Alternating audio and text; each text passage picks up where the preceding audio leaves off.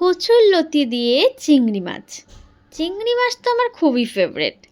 এরপর মশলাটা রেডি করার জন্য সাদা সর্ষে আর কাঁচা লঙ্কাটা প্রথমে মিক্সিতে বেটে নিয়েছিল, তারপরে আদা রসুনটা একটু শিলে বেটে নিয়েছিল। তারপর কড়াতে তেল দিয়ে চিংড়ি মাছগুলো ভাজা হচ্ছিল। আহা, ওই ভাজার গন্ধ আমার এতই ভালো লাগে, আমি তো ভাজতে ভাজতেই খেয়ে নেবো। তারপরে একটু কালো জিরে আর শুকনো লঙ্কা ফোড়ন দিয়ে পেঁয়াজগুলোকে খুব ভালো করে ভেজে নিচ্ছিল, আর তার মধ্যে অল্প করে একটু জিরে গুঁড়ো দিয়েছিল। দিয়ে ভালো করে নেড়েচেড়ে, হ্যাঁ, আদা রসুনের যে পেস্টটা ওটাও দিয়ে দিয়েছিল। তারপর হলুদ দিয়ে ভালো করে নেড়েচেড়ে নিয়ে তারপর ওই সর্ষে আর কাঁচা লঙ্কার যে পেস্টটা ওটা দিয়ে খুব সুন্দরভাবে কষেছে, খুব ভালো করে দিয়ে কষে একটু জল জল দিয়ে ভালো করে কষে নিয়ে তার মধ্যে ওই ভেজে রাখা চিংড়ি মাছগুলোকে দিয়ে আবার ভালো করে নাড়ছিল।